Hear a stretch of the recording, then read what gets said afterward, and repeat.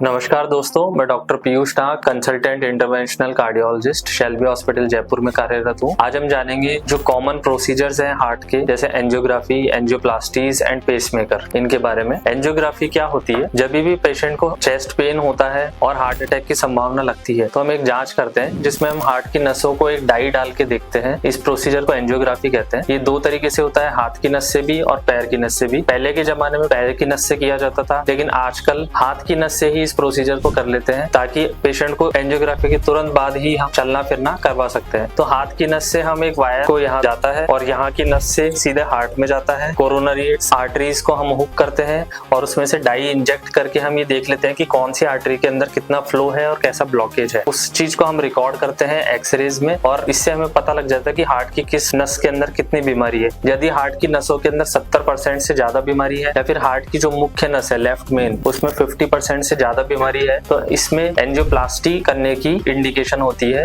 यानी स्टेंट लगाने की इंडिकेशन होती है। अगर हार्ट की विभिन्न नसों के अंदर जैसे 3 नसें होती है तो तीनों ही नसों में दिक्कत है या फिर हार्ट मुख्य नस यानी लेफ्ट मेन के अंदर अगर प्रॉब्लम है तो इसमें हम बाईपास की भी सलाह देते हैं। बाईपास एक तरह का ऑपरेशन होता है जिसके अंदर हार्ट की नस को बदल के दूसरी नस लगा दी जाती है। ये दूसरी नस या तो हम यहाँ से एक चीरा लगा के यहाँ की नस ले लेते हैं या फिर एक पैर की नस ले लेते हैं जो कि हार्ट की एओर्टा से और कोरोनरी आर्टरी तक उसे जोड़ दिया जाता है। और इस प्रकार हार्ट की जिस नस के अंदर तकलीफ होती है, ब्लॉकेज होता है, उसको हम बाईपास कर देते हैं। तो बाईपास का ऑपरेशन तब किया जाता है जब हार्ट की तीनों ही नसों के अंदर प्रॉब्लम हो या फिर हार्ट की मुख्य नस यानी लेफ्ट मेन के अंदर अगर समस्या हो, 50% से ज्यादा ब्लॉकेज हो। और तीसरी चीज है जो बहुत ही कॉमन हम यूज करते हैं, वो है पेसमेकर। पेसमेकर हार्ट की धड़कन को कंट्रोल करने के लिए एक डिवाइस होती है जो कि लगाई जाती है। कई बार ओल्ड एज में ऐसा होता है कि हार्ट की धड़कन बहुत कम हो जाती है। ये डिजेनरेटिव प्रोसेस भी हो सकता है। कभी कभी यंग पेशेंट्स में भी हार्ट की धड़कन बहुत कम हो जाती है। जब धड़कन बहुत कम हो जाती है तो पेशेंट को सिनकोप यानी चक्कर आना, गिर पड़ना, आंखों के आगे अंधेरा आना, एकदम से बेहोशी आना, ये सारे सिम्टम्स आते हैं और पेशेंट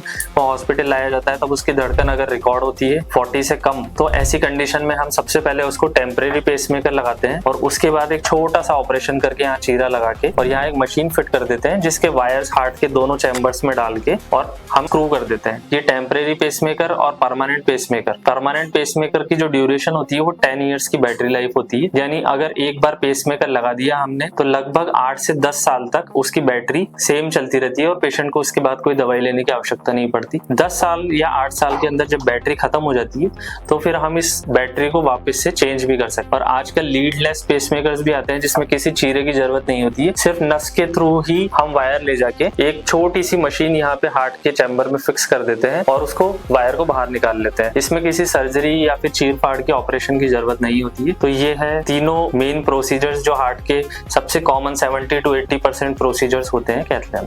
थैंक यू।